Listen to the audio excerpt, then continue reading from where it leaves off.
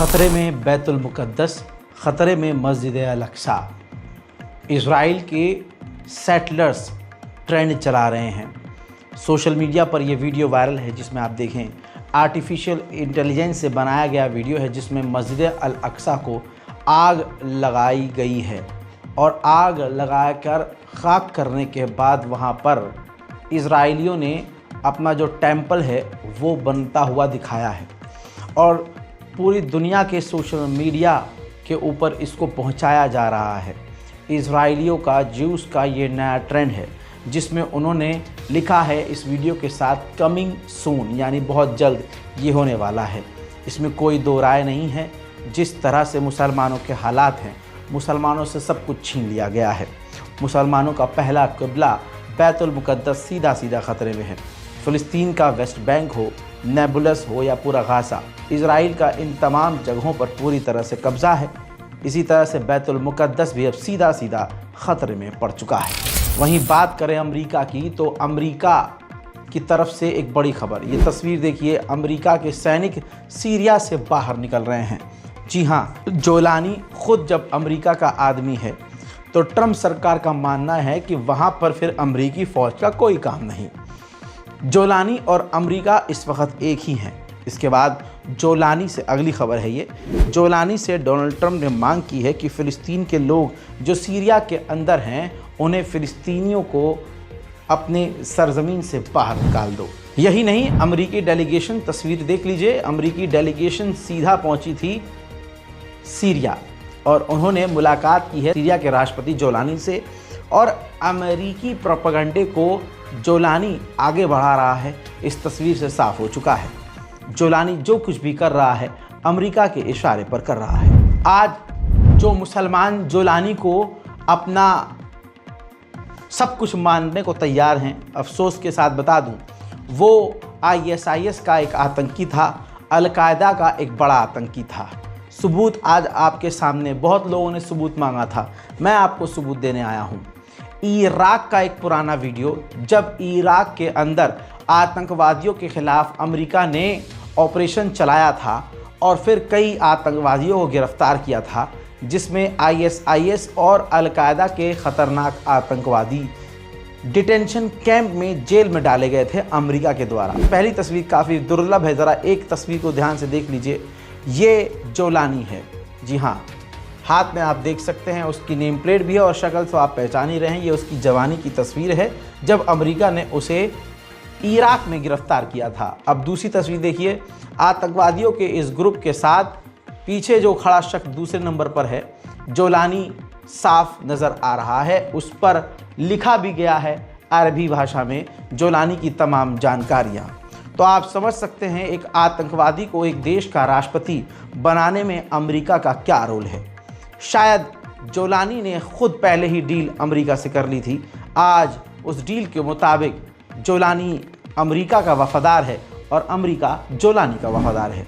America और जोलानी की इतनी गहरी बन रही है कि अब सीरिया की सरकार के, यानी जोलानी का जो विदेश मंत्री है, वो अमेरिका के वॉशिंगटन में आजकल पहुंच सकते हैं और अमेरिका और सीरिया के बीच कई बड़ी डील हो सकती है। उधर दूसरी तरफ अमेरिका ने अमेरिकी लोगों को अलर्ट किया है, सिक्योरिटी अलर्ट, कहा है कि आतंकी हमला सीरिया के अंदर हो सकता है, लिहाजा अमेरिकी लोग सीरिया का सफ़र ना करें। हज़रात मोहतरम, वहीं फ़िलिस्तीन के राष्ट्रपति, तस्वीर आपके सामने, महमूद अब्बास भी खुद सीरिया पहुँचे और उन्होंने जोलानी से मुलाकात की। हालांकि सभी को पता है कि फ़िलिस्तीन के लिए एक कदम भी जोलानी सरकार नहीं उठाएगी।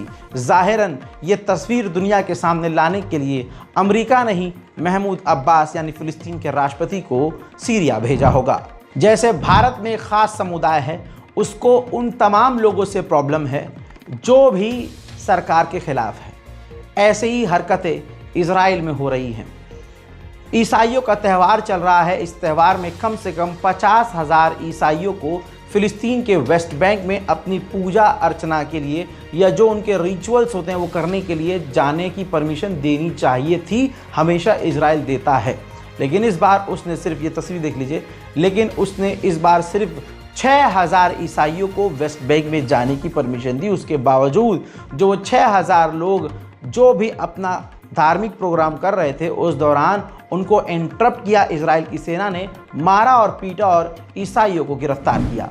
वर्ल्ड प्रेस 2025 में जिस फोटो ने अवार्ड जीता है वो ये है फोटो। गाज़ा का एक वो बच्चा जिसके दोनों हाथ इजराइल की बमबारी में ख़त्म हो चुके हैं, शल हो चुके हैं। गज़ा के अंदर अभी भी नरसंहार जारी है। इस तस्वीर को देखिए, इजराइल के सैनिक गाज़ा के घरों में कब्जा करके वहाँ की महिलाओं के ट्रेडिशनल कपड़े पहनकर फ़ोटो खिंचवा रहे हैं। यही इजराइल की हकीकत है। ख़ासकर इनको तो अब चूड़ियाँ भी पहन लेनी चाहिए मासूमों का नरसंहार करने पर। खबर आ रही है गाज़ा से। गाज़ा में जो न्यू बॉर्न बेबीज़ हैं, उनका जो खान पीन के लिए जो आप समझते हैं पाउडर होता है दूध वाला, और ऐसे तमाम चीज़ें जो न्यू बॉर्न बेबीज़ को दी जाती हैं, वो तमाम चीज़ें गज़ा के अंदर ख़त्म हो चुकी हैं। इजराइल के सैनिक एंटरटेनमेंट वाला वीडियो बना रहे हैं। ये देखिए, तबाही दिखा रहे हैं और तबाही करने वाले ये वीडियो खुद अपनी वहाँ बना रहे हैं और इसको खुद ही सोशल मीडिया पर पोस्ट कर रहे हैं। नरसंहार करके इजराइल सोच रहा है मैं जीत गया हूँ, लेकिन खुदाए पाक की कसम इजराइल हार रहा है। इजराइल लाश पर लाश बिछा रहा है, लेकिन फिलिस्तीनियों की हिम्मत नहीं तोड़ पा रहा है। एक नौजवान बता रहा है कि मलबे में अभी भी मेरे 2 बेटे और मेरी बीवी दबी हुई है, मुझे नहीं पता कि वो जिंदा है या शहीद हो गए, लेकिन खुदाए पाक की कसम मैं गाज़ा की ज़मीन नहीं छोड़ूंगा। بدهم يطلعونا من الشمال من غزة. احنا عمرنا ما بنطلع. زوجتي وابني تحت الردم، اللي عايش عايش والميت ميت، لكن اقسم بالله ما عمرنا بنطلع، اقسم بالله ما بنتهاون. والله العظيم يا ترامب ويا نتنياهو، اقسم بالله مرتي محروقة، والله العظيم ما بنسلم وما بنستسلم، قسما بالله ما بنسيب ارض غزة، تربينا فيها والله لن نموت فيها. أواعي مين هدول؟ أواعي مين؟ أواعي ابني أحمد।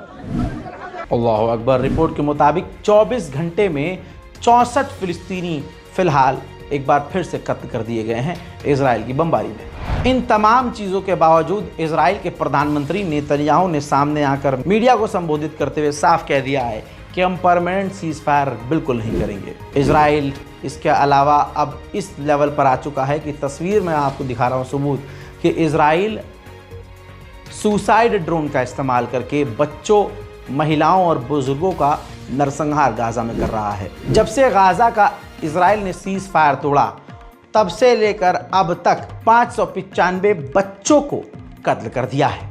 फिर भी अगर कोई देश या कोई देश के लोग इजराइल के साथ खड़े हैं, तो आप समझ सकते हैं कि उनकी सोच भी इजराइलियों जैसी ही है। एक अमरीकी कैदी भी हमास की कैद में था। हमास ने कहा कि उससे हमारा कांटेक्ट टूट चुका है और उसके साथ जो उसका हमास का गार्ड था, इजरायली हमले में वो मारा गया है। हजरात, अमेरिका के लोग या दुनिया के ऐसे कई लोग हैं जो मुसलमानों से नफरत करते हैं। अमेरिका में एक रेस्टोरेंट के अंदर एक मुसलमान लड़की खाना खा रही थी, रेस्टोरेंट में बैठी थी, तो एक अमेरिकी राक्षसनी चुड़ैल पीछे से आती है, हिजाब देखती है और कहती है कि तुम में से बदबू आ रही है, तुम जैसे लोगों को डोनाल्ड ट्रंप इस देश से निकाल देगा, तुम्हारा परिवार फिलिस्तीन के अंदर मारा जा रहा है।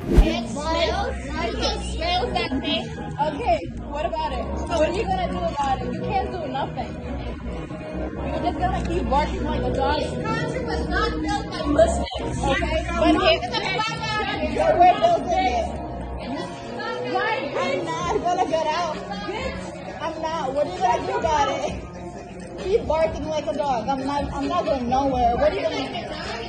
Yeah. Yes, you are. Yeah, you're trying to get me out, but you're sitting right here and I'm here. You can't do shit. Just bark. Let me know when that happens. And yours will be too. Maybe not in this world, but maybe in the afterwards. Yeah, for sure. Yeah.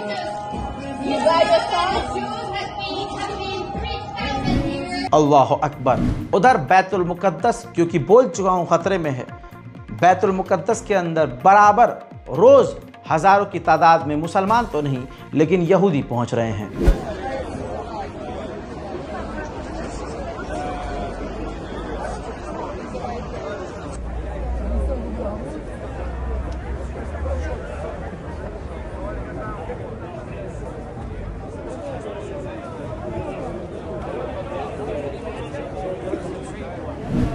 वहीं Netanyahu के spoke person ने कहा कि हम Hamas को तबाह कर देंगे और अपने कैदियों को, इजरायलियों को जिंदा या मुर्दा वापस जरूर लेके आएंगे। इजराइल लगातार इस लेवल के हमले कर रहा है। ऐसी तस्वीरें दिखाना मैं बंद कर चुका हूं, बस इतना काफी है, हटाइए।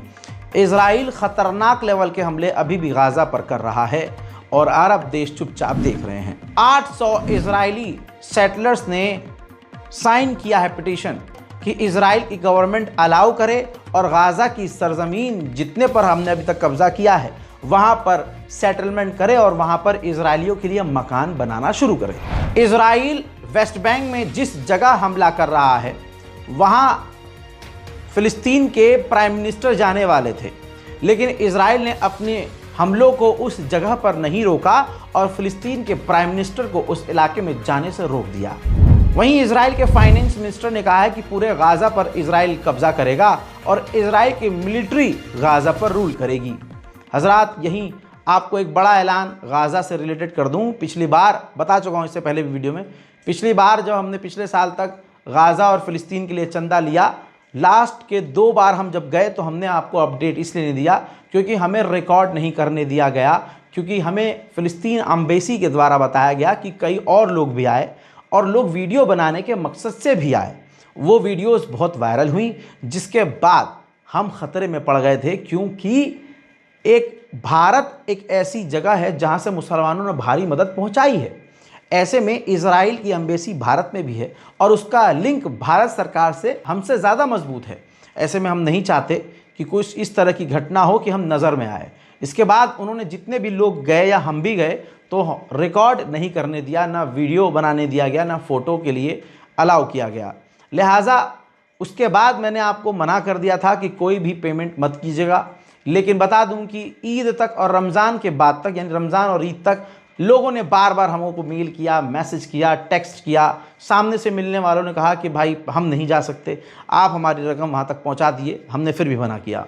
लेकिन अकाउंट्स डिपार्टमेंट से हमने बात करी तो अब हमें पता चला है कि हमारे अकाउंट में 40,000 समथिंग जो है गाज़ा के नाम और फ़िलिस्तीन के नाम से लोगों ने 1-1, 2-2 रुपया, 50 रुपया जैसे भी करे, टोटल अमाउंट 40,000 समथिंग कुछ हो गया।